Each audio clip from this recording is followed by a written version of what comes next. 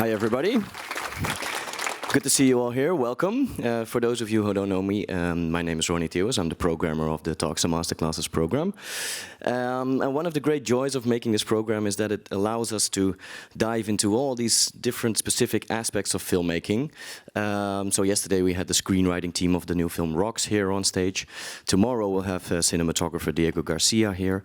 Later this week we have living legend composer Howard Shore over. And today it's all about editing.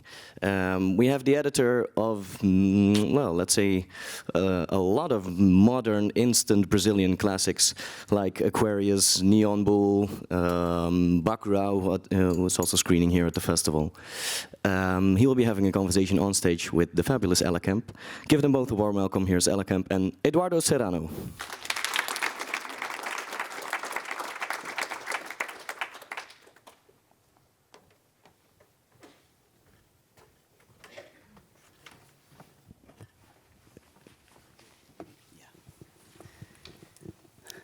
Hello, everyone. Thank you all for coming today, for joining us for this masterclass that I feel privileged to moderate with Eduardo Serrano. Yeah. So, to start off, I want to ask you, Eduardo, tell us a little bit about yourself, how you started editing, and where you're coming from. Okay. First of all, I'm just going to say that I'm used to dark rooms.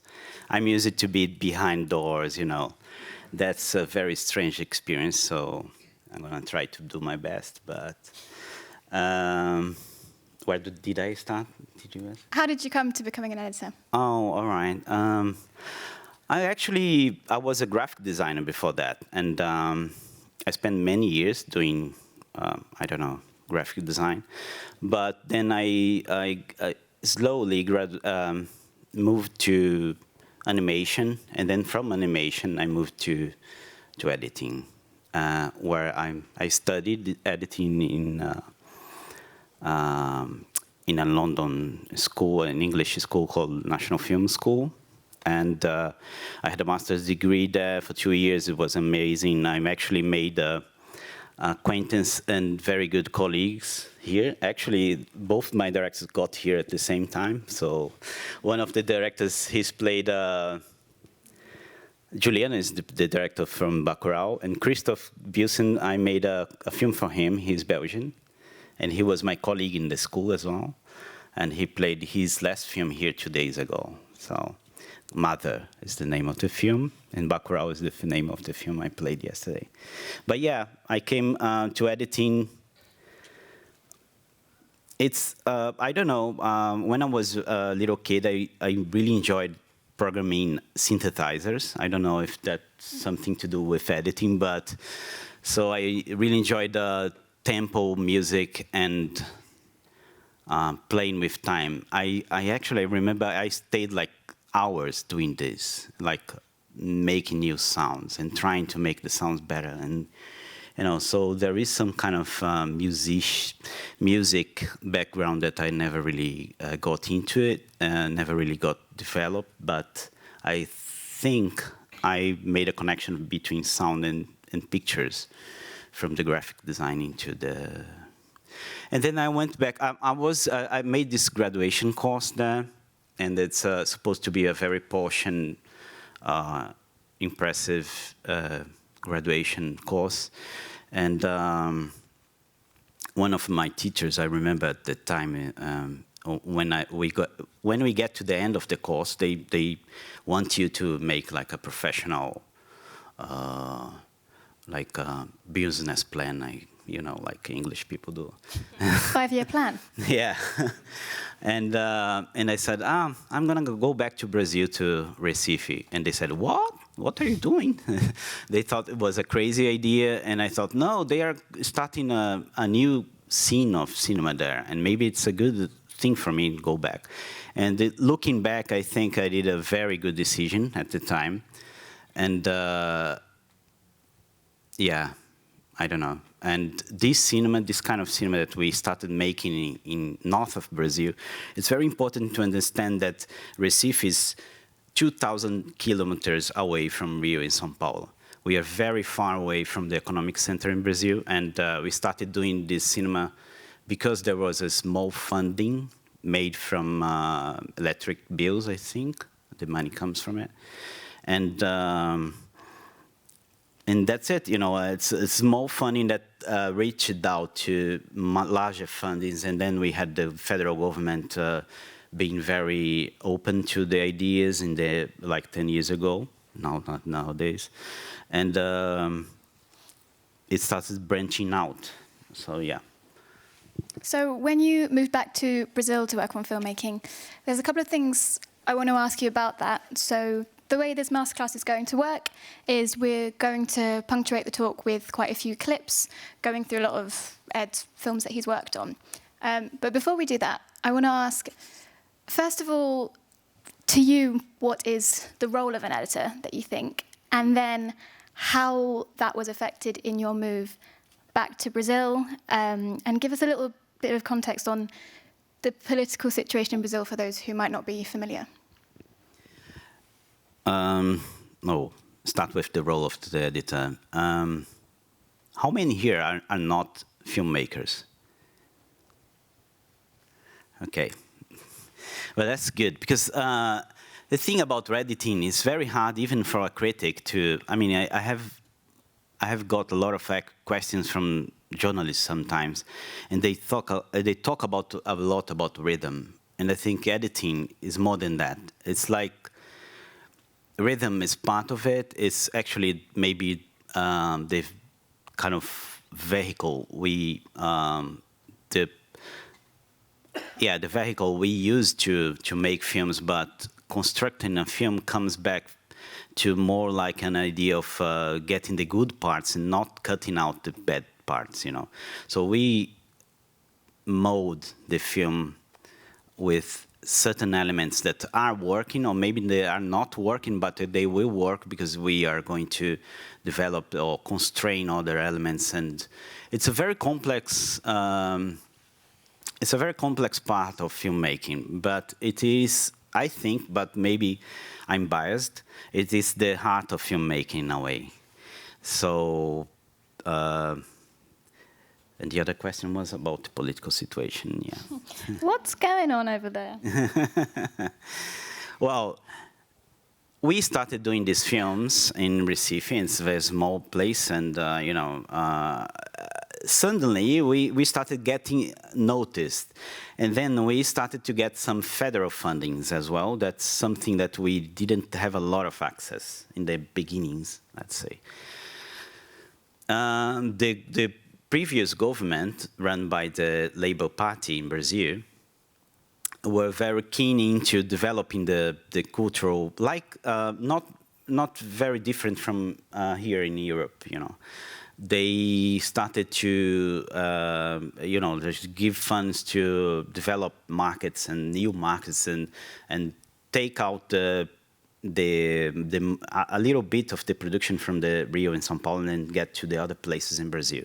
So by doing that, you get access to new stories, to stories that are not common to the people, including like maybe indigenous cultures or something like that.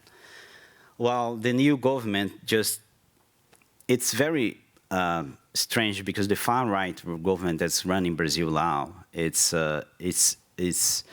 I don't know what to say about this. It's actually, it's such a stunning thing that happened in Brazil. It's basically our democracy kind of broke down. And we got to a point that I thought that the cinema would still be going on for 2 years, but they managed to get the film agency stuck. The film agency is an independent governmental body, so it should last a bit more. But they made in a way that every process in Brazil is like stuck, so no one can make films anymore. Basically, it's very hard time in Brazil. Everyone's a bit desperate. And last week we had a minister of, not a minister because they took out the Ministry of Culture, and they put someone there that paraphrased Joseph Goebbels during his speech, played the most admired Wagner composition from Hitler, And of course, he was fired the next day, but the ideas are still there. I don't know if they are now inviting an actress to do this role, and I don't know if the ideas are going to still be there. It's a far right. The government is like it's crazy nuts. I don't know what to say more about it. It's desperate because we don't know what's going to happen to our film. The good thing is that our funding comes from our state, so our small funding. So maybe we won't be able to do something large as Bacurau, but maybe we will continue to do films and to protect our culture and to tell things that people don't want to hear, maybe. Yeah. Well, so the first film that we're going to look at is much smaller in terms of just the length than Backeral. It's currently playing in the festival. It's a short dance film called Swinguerra. It's co-directed by Barbara Wagner and Benjamin de Burke. So it premiered at the Venice Biennale last year, and it's not a conventional film in the sense that it was first designed as an installation across several screens, wasn't it? How was it kind of putting that together? Yeah, I mean, Barbara and Benjamin works is it's basically art pieces, but they started working with short films like 4 years ago, I think, and they've been very successful in the art part of it. And this film was an installation for the Brazilian. That's the beauty of this process, This is the Biennale, but it's the Brazilian. How do I say it? It's a Brazilian house there, so it's actually run by the government in a way, but they were selected before the government swearing in. So they managed to infiltrate the core of the government and make this film. It's a film about people. It's a film about dancers, but they come all from very peripheral parts of Recife, and they are not normative in gender, and it started as 2-screen project. So the version you're gonna watch is basically a battle between dancers, but with different styles in Recife. Recife has a very strong music scene, and these peripheral communities, they started doing their own sounds, and part of it is here. I don't think there was a cut there. Okay, that's the problem for Ella, because she was like, how can I select this? Because there are no, cuts, it's long takes. So, yeah. Well, I was told by an editor, I was sent these clips of 4 or 5 minutes at a time, and I was told, sorry, I can't cut these. So, we both did a bit of editing. So, looking at that clip there and Swinguerra as a whole, talk us through that process of editing that, really. And I also read that Barbara had said that this film has also been made for Instagram. Oh, really? Yeah. So this is news to all of us. What's it like kind of imagining a film for editing it and adapting it for different formats? Okay, I didn't know that. Barbara is kind of years ahead in I don't know, in everything. So I'm not sure. Maybe she's right. I mean, the thing about Barbara's work is and Benjamin is like they do a lot of research. And I think I never been to a process that's been so hard researched. And not only that, but all the films they make. They really make. They have a very good sense of the communities and the characters they want to portray, because they go and to try to find these characters what they want to talk about. The last film they made was about neo-Pentecostal. How do I say neo-Pentecostal? Yeah, singers. and was very criticized in Brazil by, because it's for the left, let's say, not for the left, but for our kind of filmmaking community, it's not easy to watch these people on the screen. Especially because we were on the verge of happening what happened in Brazil. So but they research a lot, and this film is developed. The editing process, I think I really enjoyed their process, because actually they are kind of editors, and by themselves. They go there, they research what they want. The lyrics of this music they were taken from this group of dancers. It's not like something that she invented. Mm-hmm. But they didn't really, they had this martial kind of, how do I say, greed? But it wasn't intended to be something martial. In a way, they didn't realize how political their message was, And that's the beauty of their work, because they go to this place and they not appropriate, but they give these people appropriation of their own kind of messages. And yeah, it's a very intense process, and it's a very different process as well. Usually I get a cut from them and I work on it. So it's it's very strange, because they come from music. Benjamin comes from music and DJ, I think. So everything is like chronogrammed with BPMs, like they have beats per minute, like marks and stuff like that. And I think it's very kind of rigid in a way. So my work's a bit like bringing a bit of the humanity to it, in a way, the heart, and it's all there, but I just work with them a lot to get to. That's something I didn't say, but usually the editors like to work alone, but I'm kind of maybe an editor that really doesn't like to feel lonely in this editing in the editing suite. So I actually worked with my directors, and I really enjoy it, because I think all of them are great. Like they become great friends, but they are so different kind of people, and I'm lucky enough to have an experience with them and try to talk to them and then learn from them a lot. So yeah, that's the case here in Benjamin and Barbara. So you find a lot with working in that way, it makes it more of a collaborative process doing it. Yeah, and also the communication is so easy when you work with them, because you kind of start. For me, it's very important to get to the to get to the marrow of their process, to really understand what their intentions are.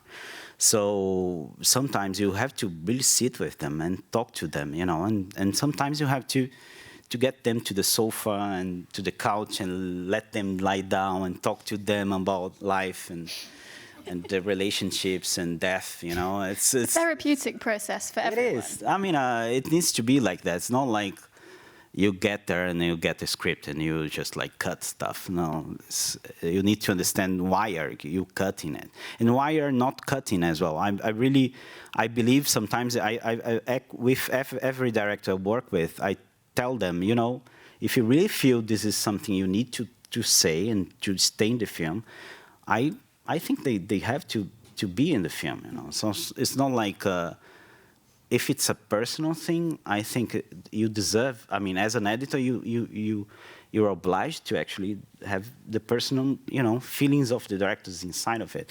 And I think sometimes they don't need to explain that, because it's very personal as well. So there is a line.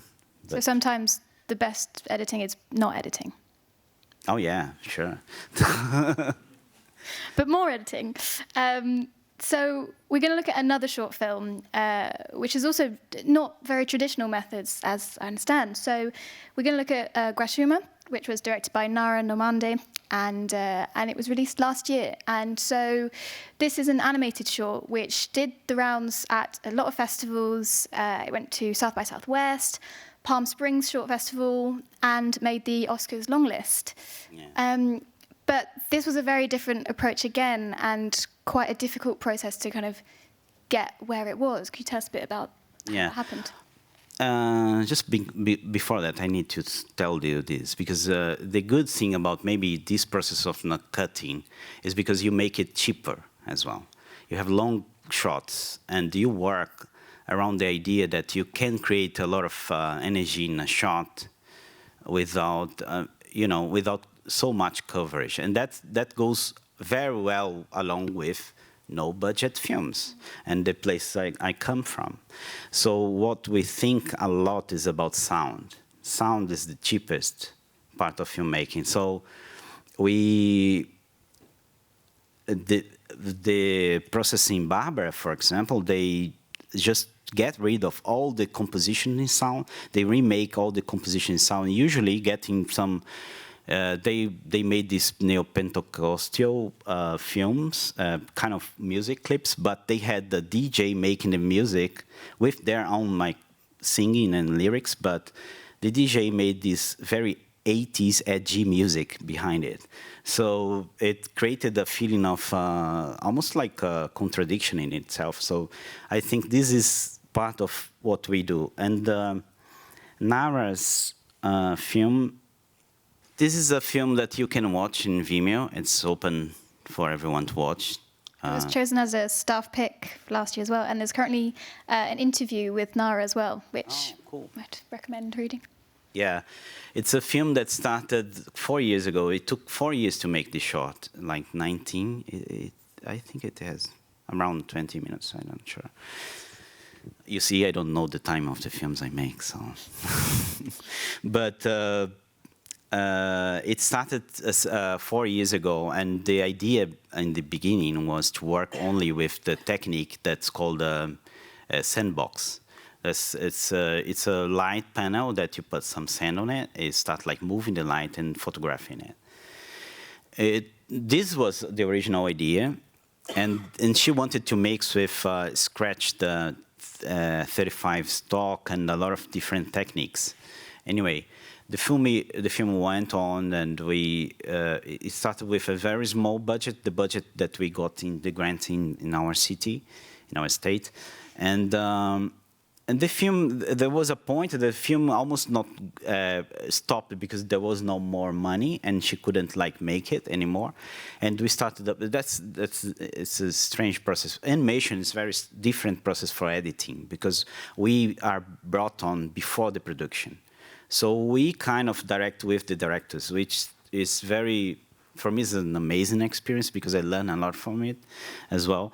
And we start doing these sketches and then storyboards, and then start to understand the flow and what we need to convey to tell the story.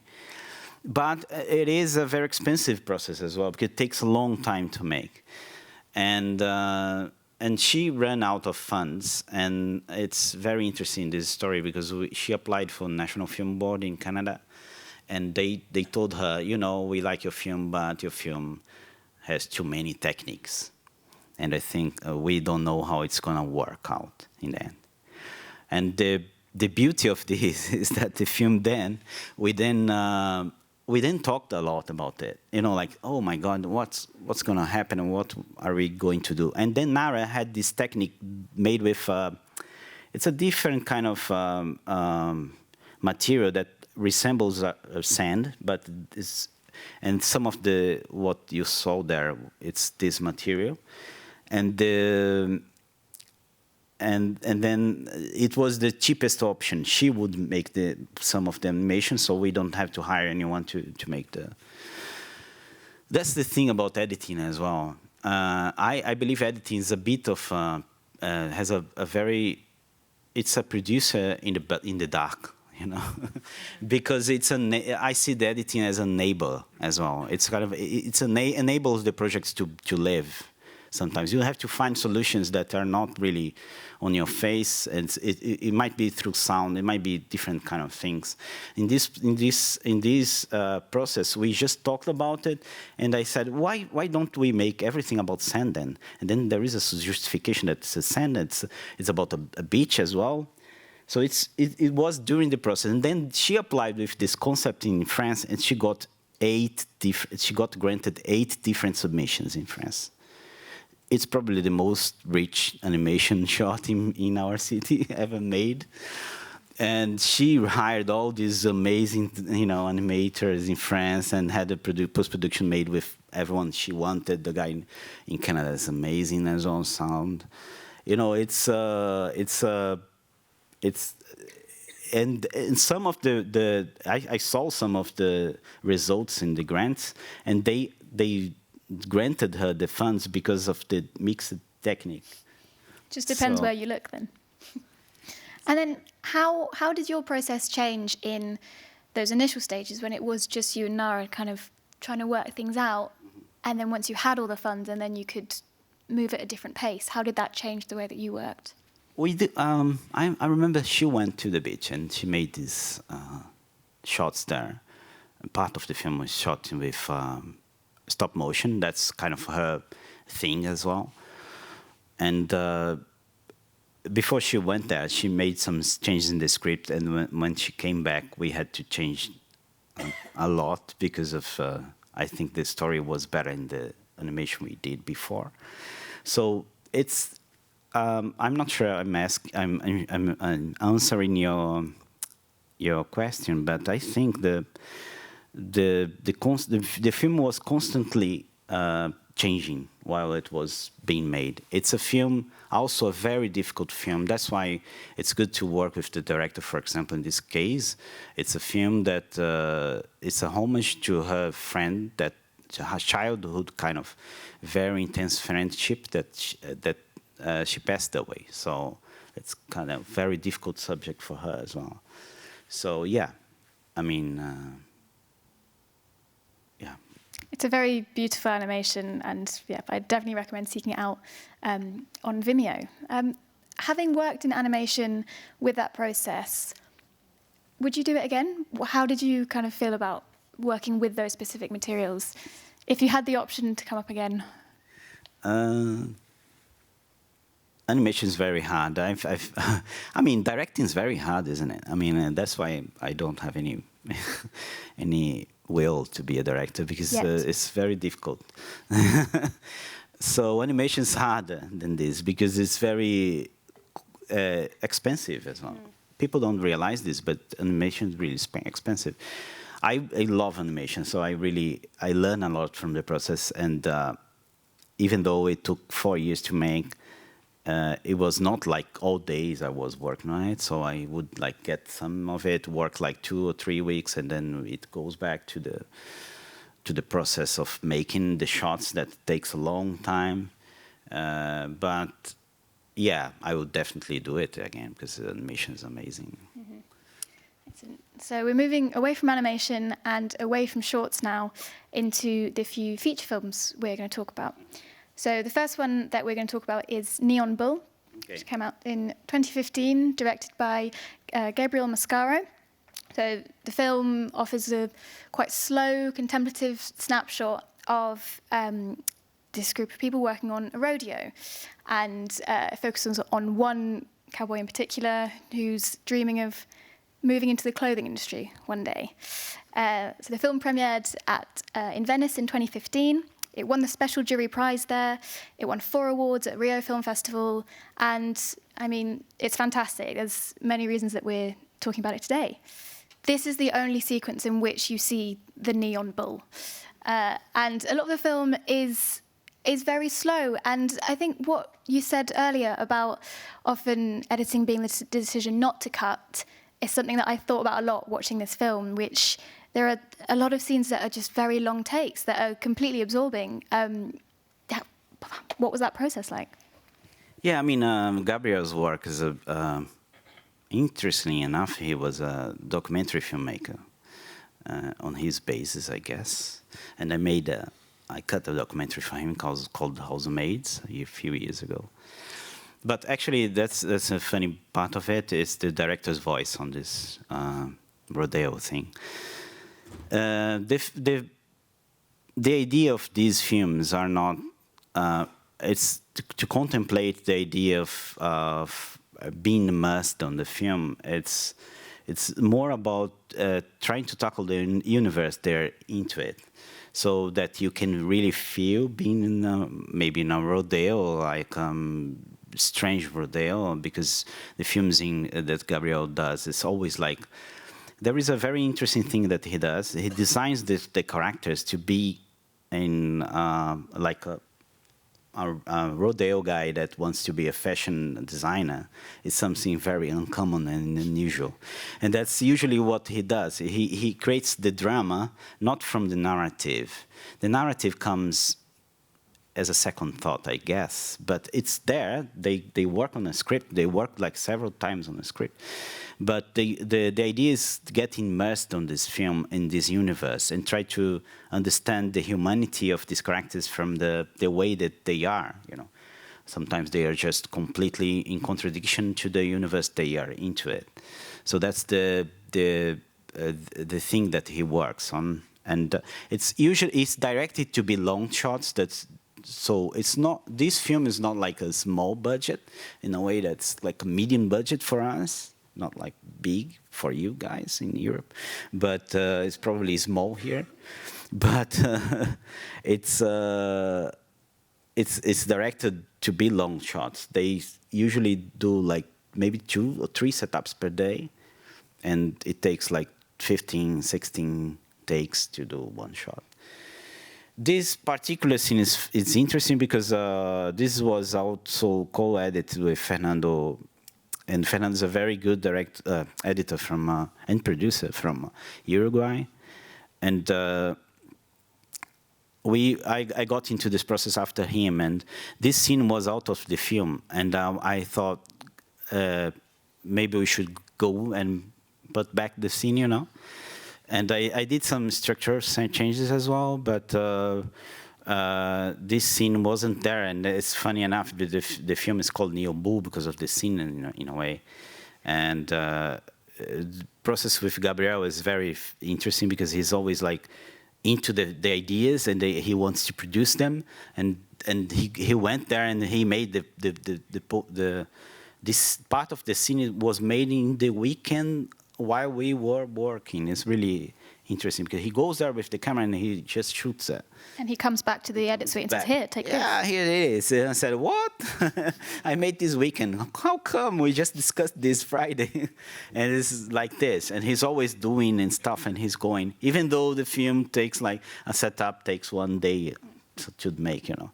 But the process here is basically we do this. We print out frames from the scenes we have, and we make it magnetic. So we have this very kind of metallic, I don't know, like a billboard in our editing suite, and we play around with the pictures there. It's a constant battle of structure because to find some kind of narrative, because sometimes the process, the production process makes one character to just get very slimmed down, just to go out of the film in a way. We have to take the character out, and then because of the nature of how it's shot, it's very challenging for an editor because you are constantly trying to get an idea of a narrative in this almost like atmospherical kind of film. Even in Divine Love, which is his new film, it was like that as well. We are until like the last day working on the structure. So the idea of a script, there was a script, but the script is written really on the editing process. And then the thing that struck me when watching Nyongo is it seems like there is very much two moods that are in conversation with each other. You have these atmospheric scenes showing all of the characters getting on with their day, getting on with their lives.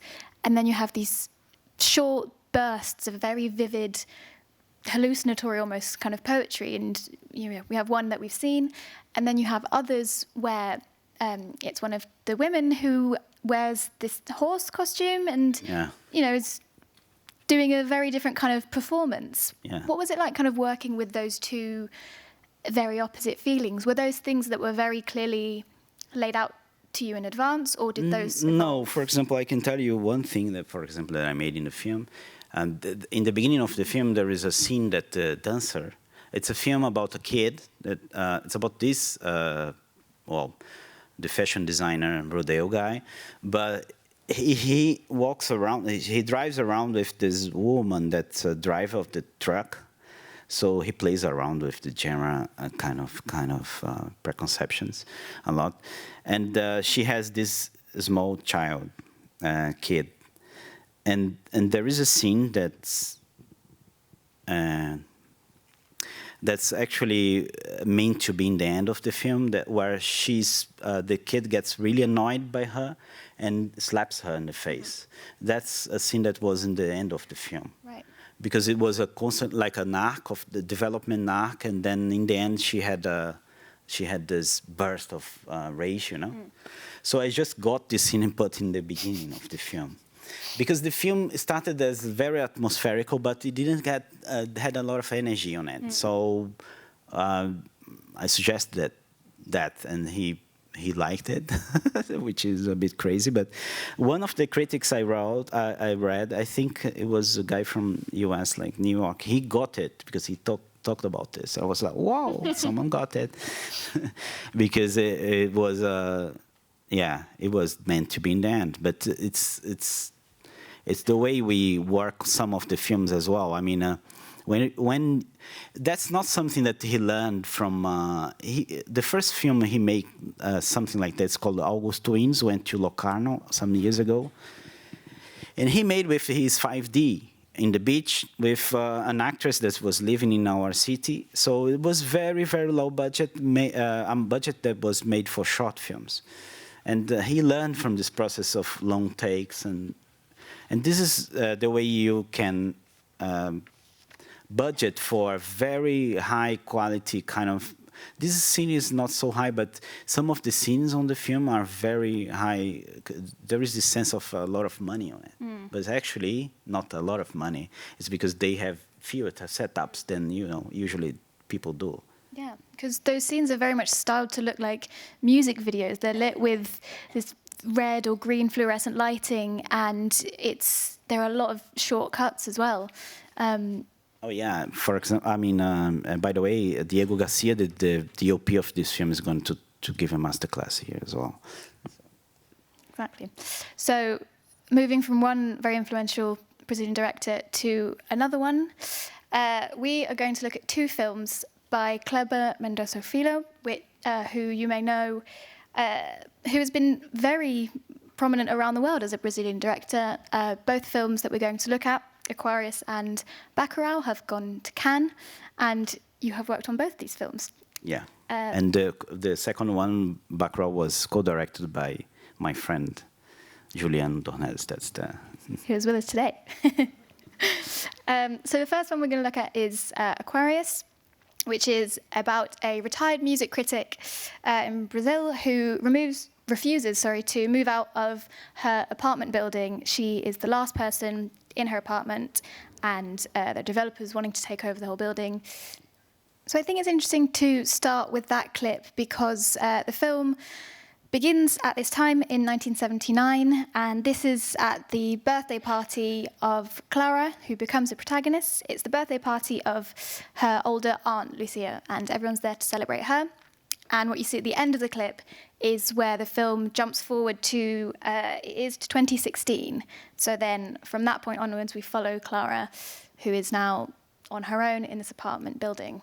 So I want to talk about that first clip, because it's interesting to see how you worked with the sound there and the real sense of community that comes through in that really small apartment. It's actually a real community, because a lot of people that are playing there are our friends. And there is the Kleber's brother is there. Yeah, a lot of our friends are there. So yeah, that's the way we make films. It's a very interesting process in Kleber's when you get to visit their set, because it's a bunch of friends, directors working together. In a way, Kleber signs it and wrote the script. The script is very intimate. It's a very special story for him. I think it's based on his mother. So, and most of the music in the film was a script, apart from a bit Some musics weren't there. And yeah, I think that's a very interesting scene because there is a very personal note on that. It's the way the music stops in the middle because people just jumped and in the needle jumped, you know.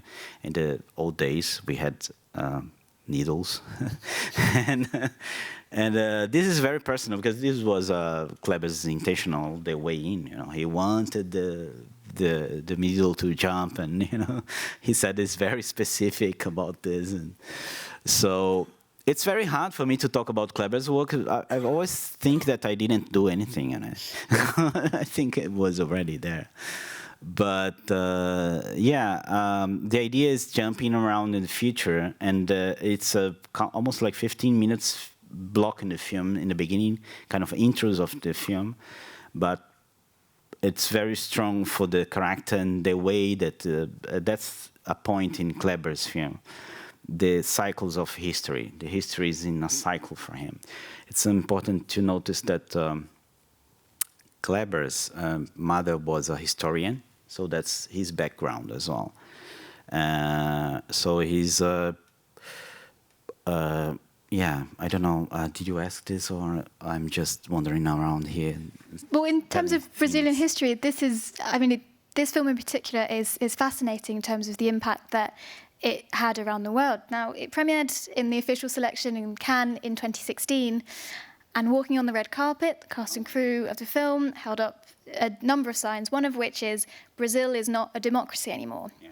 And around the premiere of the film and the release, the politics couldn't really be dissociated from the film. Yeah, in a way, Kleber became kind of political force in Brazil. In a way, I don't know if I don't think it was his intention, but he just spoke what he thought about, you know, politics, and people engaged on that. But that's we were all there in Cannes, like 20 people from the film. It was very special for us because we come from this small, you know, part of the Brazil, and it's actually very difficult sometimes to get to the festivals because they sometimes go through Rio and São Paulo, you know, as a selection process. And so we were there, and the impeachment process was going on, and I think it was actually already depleted. Yeah, she was impeached already before that, before Cannes. Yeah, after. So we decided to do this in Cannes. It wasn't like something we thought about it. It was like one day before, and we made these boards, and we just just hold them. But it went to the cover of Guardian, and you know, it wasn't very nice for the. So the Minister for Culture was going to be like crossed. I mean, they were going to not have a Minister of Culture anymore, and because of, I think maybe because of that and everything that came from it, they went back and installed the Minister of Culture. That's the government that before, you know, when she was impeached. I mean, the politics in Brazil is very good if you watch the film that's playing on Netflix now by Petra Costa. Nominated for Best Documentary. Yeah. Edge of Democracy. It's very good to understand all this process in Brazil from politics. And I think it's very amazing. I mean, lots of things to talk about. But yes, and then it became kind of a symbol for Brazil as well. You know, people went to this film and they watched it. The film was very well played in Brazil as well. Well, there's one more quote that I want to point out before we move on to the second clip. I read there was a right-wing columnist who said, "It is the duty of people of goodwill to boycott this film," and then that line was then incorporated into the marketing materials onto the posters for Aquarius. Yeah, he did that. Clever is very. So that's fun. Yeah, it's very smart. So we have a second clip from the film, which is a bit longer than the one we've just shown, but it's interesting because this is also a party scene, but a very different kind of party, I'd say. The first one is an intentional party. It's a celebration, it's the community. And the second one is, I don't think Clara really, she's not happy about this party. Yeah. And she was given this number by her friend, and she didn't want to. They have a massive talk about this and argument, and she doesn't want that. But anyway, because of that, she kind of yeah. What's going on? I'm very proud of this scene. This is probably one of the scenes I most like in my work, because I really enjoy it. I worked on it while Kleber was gone, and then when he came back, I had just a rough already, like, editing of it. And that's something I do. For example, the idea, there was an orchestral piece going on TV, but I don't think there was an intention of having the music of the orchestral piece as something that was going to come in the film. Maybe it was there as a kind of a background thing, and then she was trying to concentrate or maybe pass the time with it. But I then used the music in the beginning of the scene as a diegetic music, So it almost like started in the streets, because this is a kind of rhythm that people play in the streets there. So by chance, the music had this. So, and the composer of the music became actually a composer of the film because of that as well. Because there was an intention to have the clip of him, of this music on the TV, as always. It was shot with it, but maybe not the music. So the idea is that there is a sound journey that starts with the music being diegetic outside, and then there is an intention of sex there, the people on the beach. And then the camera goes in, and the music starts to be like a diegetic, non-diegetic. No, I think diegetic at this point as well. But anyway, it's yeah. I mean, the problem is that, and then we actually recorded ourselves. Actually, Kleber recorded himself with the steps, and we had all this sound design for this scene until the blast of the music was on the script, for example. Mm-hmm. The Queen's Queens was there in the script. That's the second track in the film as well. Yeah, second track of Queen. He's a very good fan, big fan of Queen, and then there is the energy of the scene made of the music allowed me to cut more like, I don't know, like French, like cutting with intention there, So yeah, and there are kind of snippets of very hard and fast cuttings with the cigarette bits and stuff like that. That's a lot from the style of Kleber. Kleber is a director that's really into 70s films from America. And they had this very energetic kind of cutting. So yeah. So that's something I'm always like working with the directors, because I believe I need to sometimes to give them the styles. I don't want to impose my style on the film. So I have a complete respect with the styles and the voice they want to create. So I believe that being with them in the editing suite is good for that. Even though I'm thinking of getting a bit mad about this, maybe I should reassess it, but yeah. But once you develop a relationship with a director like Kleber that you work with again, you were saying earlier that it gets to the point where you can communicate almost without talking. Yeah, sometimes I work with Kleber and he says, I said, I know.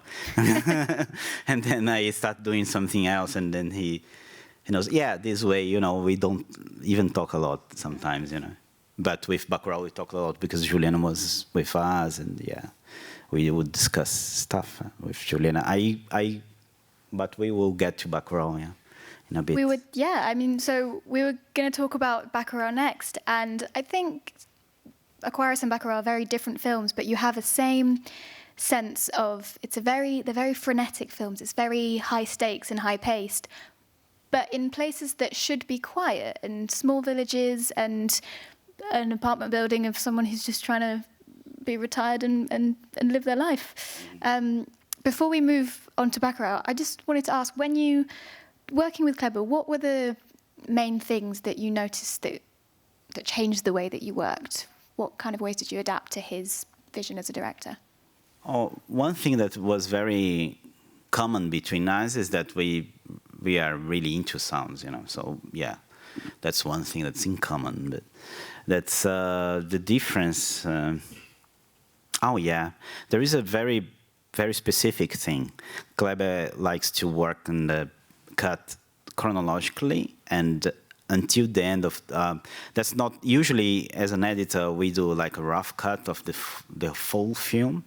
But Kleber wants to go linear based, so it's like it goes from the beginning to the end, and then we start. But we go like throughout one scene, like making it really, really, really, really perfect, and then goes to the next scene. And that's a bit different from Bacurau. Bacurau changed that a little bit because we managed to get faster to the first cut. But that's I think he likes. He is always thinking of. Something will relate to the next thing, or will produce a next, cut, So he believes you have to go linearly. There's always a chain reaction into the next. Yeah, for me it's a bit strange because, for us as an editor, we do rough passes, so we identify, pieces and bits of the film that we don't need to get so much focus on them because maybe it will not be in the film anyway. So it's a different process, but luckily we didn't really lose many scenes, I think, maybe 2 or something. Mm-hmm. Well, if anyone like me is from the UK, you can watch Aquarius on Netflix, which I recommend, which is great. So moving on to the second film from Kleber and co-directed by Giuliano, who worked as a production designer on Aquarius. So Bacurau is playing in the festival currently and premiered in Cannes last year in the official selection. A lot going on. So we should have said just a quick line of what the film's about beforehand. It is about the unusual events, let's say, in a small village that happened after the death of the village's matriarch, who we saw there, Carmelita, who was 94 years of age. The second clip that we'll show later will tease a bit more what those unusual events end up looking like. But talk us through this first clip, and I mean, it's a crucial part of the film, and I think shows similarities with Aquarius in the kind of, as we said, lots of cuts, but there's a whole lot more going on. Yeah, and the fast cuts as well, and like bits that would come into it. Yeah. We could talk about Bacurau for a whole hour, because it's like so. It was a very free process, and we ended up like 10 months of editing, right? So it had a lot of material, and it's some amazing material. So there are similarities, but it's a completely different mood. Here, the idea is that the main character in this film is not a person, so it's the village. So that's why I think this is a very important bit of it, because it sets up how close the village is. Everyone, because before that there is this girl that is coming from outside of the city, and you can see the city is completely empty. So we get there, we see the whole city is there for this funeral about this matriarch, and it's a black woman. It's a teacher, and his son is there and makes a speech and stuff about the editing of it. I find this scene quite interesting because usually when I see scenes of funerals in films, it is one wide shot. You have a photograph of the person who's passed. You have a row or several rows of people dressed in black. And that's it. And often also you can even have that the sound has been drowned out to just have this moment of silence and stillness. None of those words apply to this here. You can actually feel that when there is this fade to the actress, you know, that's actually the foreigner that's coming to the city, and she's the granddaughter of the matriarch that's died, but she's looking at the. So I get always. I just looked at it, and I get this feeling of stillness there as well, you know. But there is the music, and there is the. I think the fade creates that as well, but.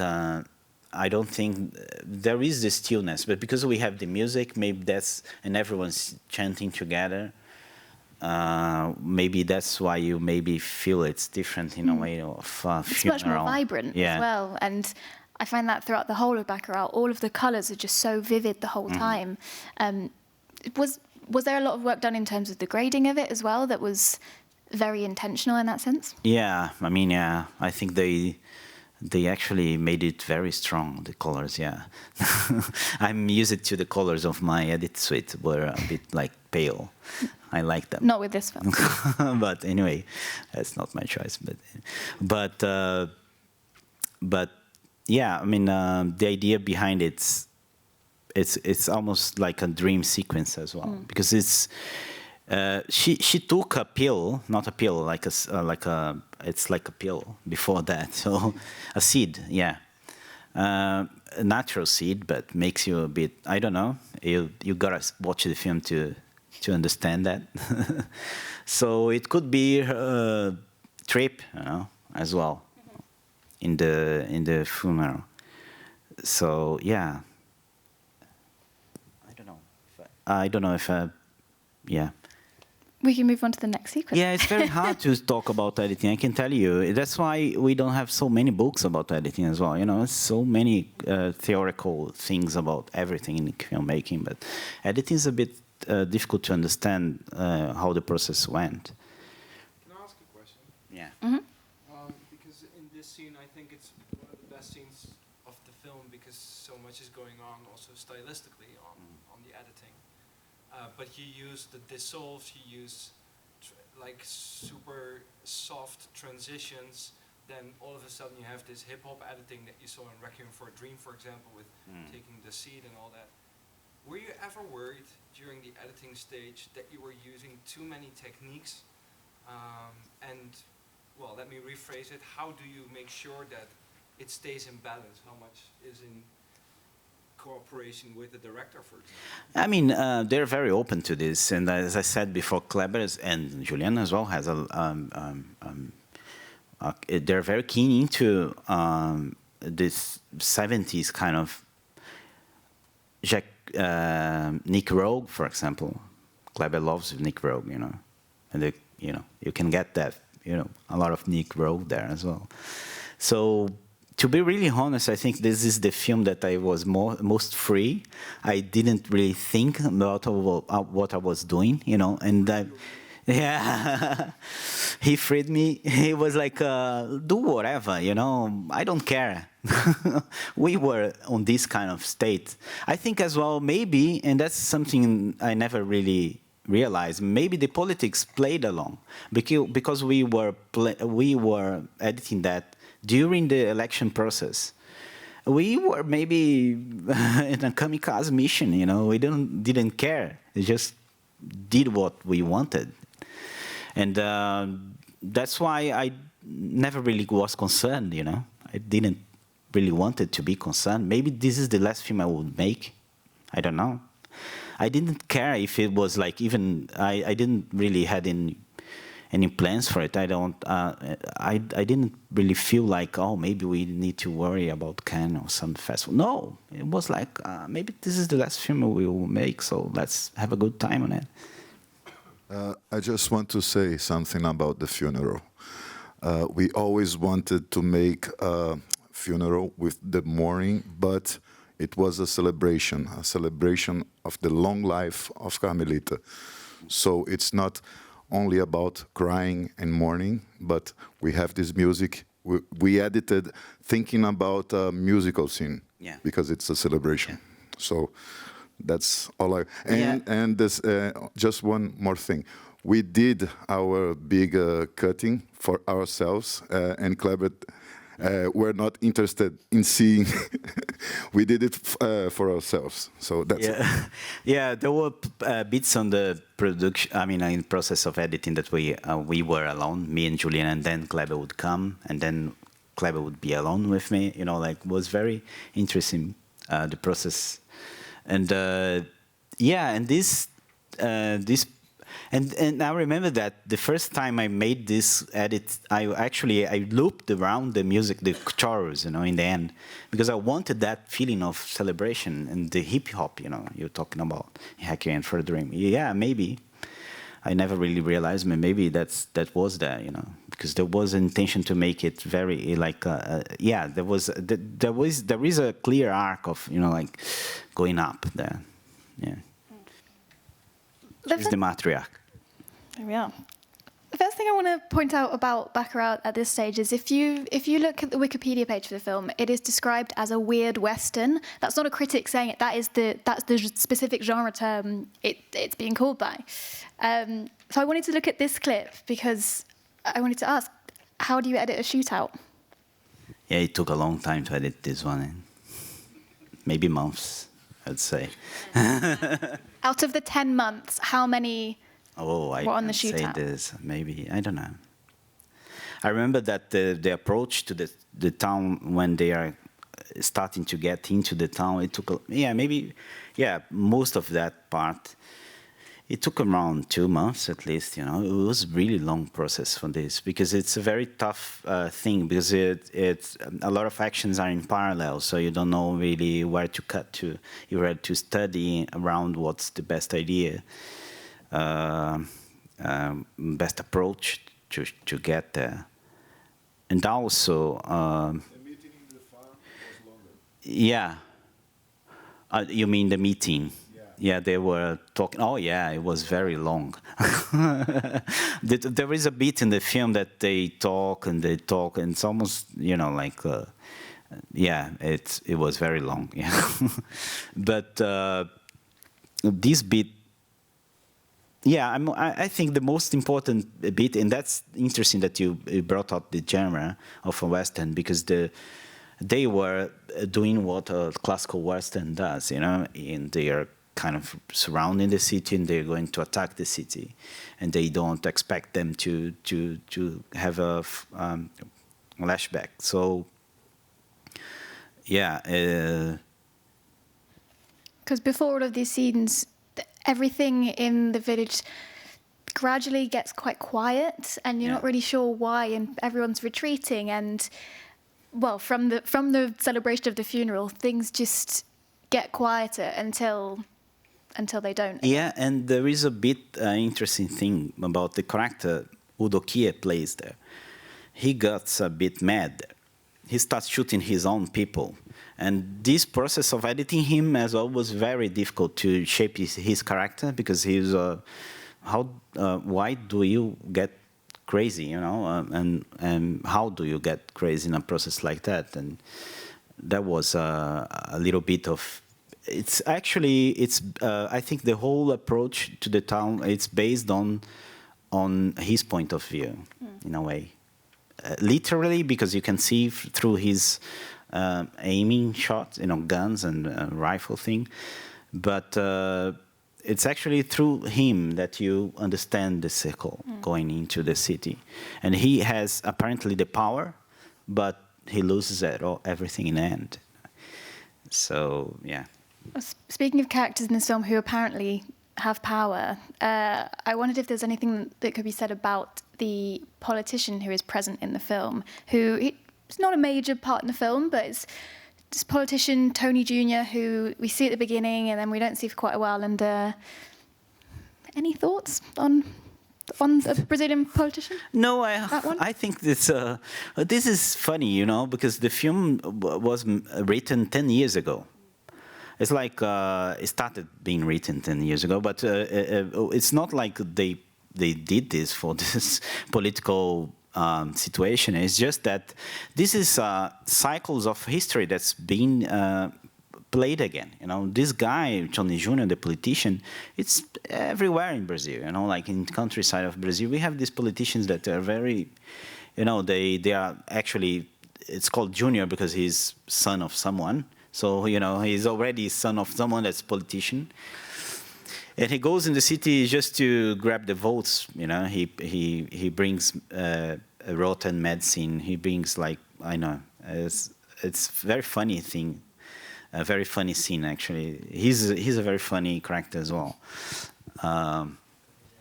Yeah, Tony Jr. I think as the sense of an sort of incompetent politician, I did notice when watching the film in Cannes, and you've got people from all around the world, well, whichever festival you watch it at, I feel like audience members from any kind of country will nod to an extent and think, I recognise an equivalent. That's the idea. So we've watched a lot of different clips from a lot of different films. We have a little bit of time left to open up to questions from the audience. If anyone has any comments or questions they'd like to say, if you could raise your hand and then take the microphone and stand up, that would be lovely. There's one over there.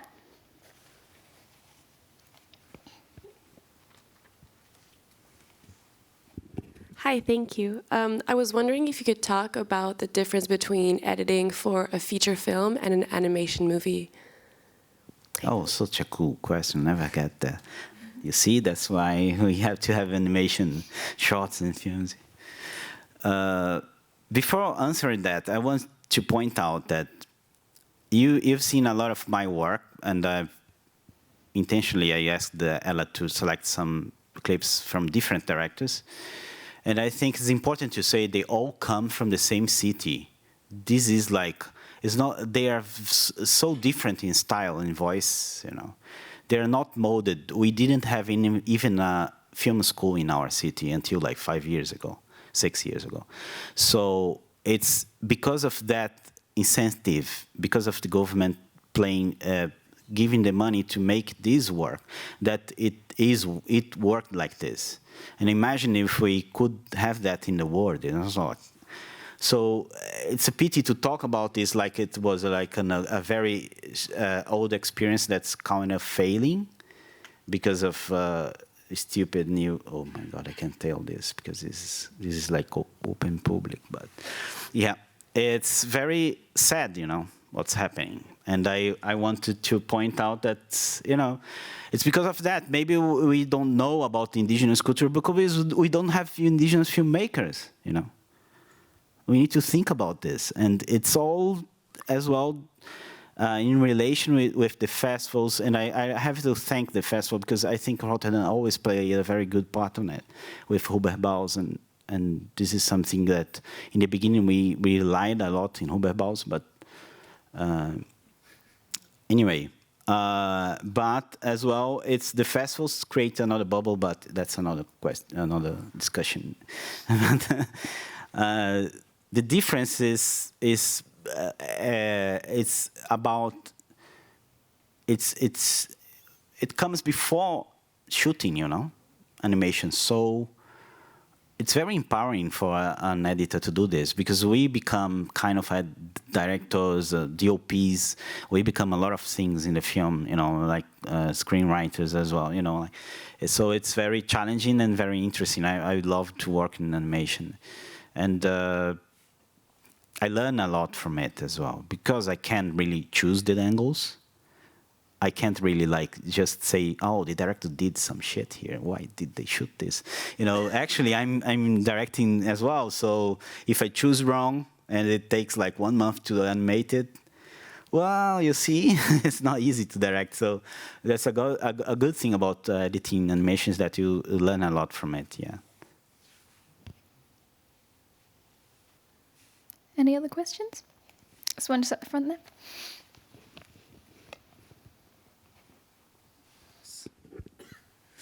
Hi. I just you talked a bit about sound already, but I wanted to ask you about the difference between sound designing and working with sound and a sound designer and as an editor, and where does it stop for an editor working with the sound, or doesn't it stop?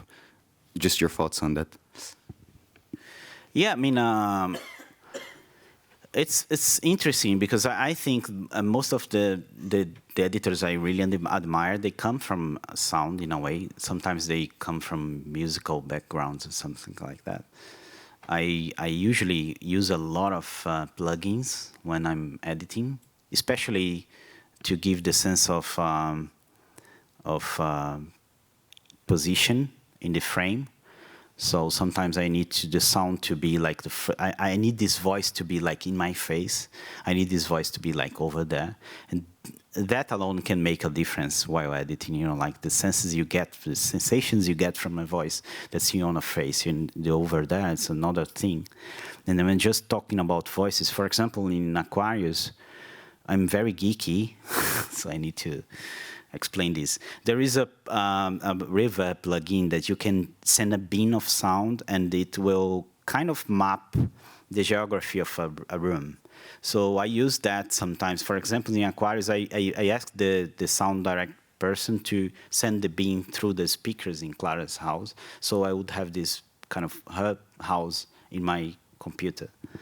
So there is I work a lot of sound, but I respect a lot of the sound editing phase, and the sound editing phase and the mixing phase. The mixing phase was amazing for Bacurau, for example. It's an incredible mixing. And I don't know where the line, it's really hard for me to tell, but I work with the intentions, you know. It's almost like I don't need to do the sound perfect, but I just need to let the sound design understand what's priority to feel in the scene, you know. So maybe I just need the sound to be located over there, not here, or behind the camera. Usually I do a lot of sound for out of frame, what's going on out of frame. I think a lot about this as well. You might have time for one more question, I think, if anyone. There's one just in the middle there. Hi. You said that sometimes you are adjusting to what a director wants. And my question is, if you have total freedom, do you think you have your own style, or are you still looking for that? That's a very good question, because I sometimes get people who ask me this, and I really enjoy not having a style, maybe. But it's not like that. I think I do have a style, these like very fast cuts and like slaps, you know, in your face kind of things that happens in the films I do. I enjoy that. Maybe this is kind of a style. I never really delve into the specifics to understand the mechanics of it.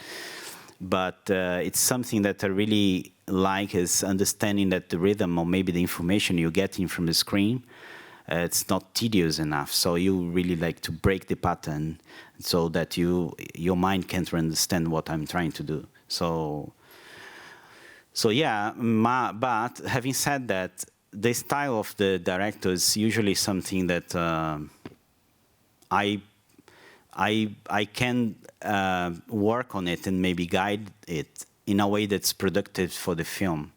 There is a point that sometimes I need to say to the director, maybe, you see, we are not going fast enough. We need maybe to change that. You know, even work style sometimes is a work style as well, because it's a different kind of directors. They work differently.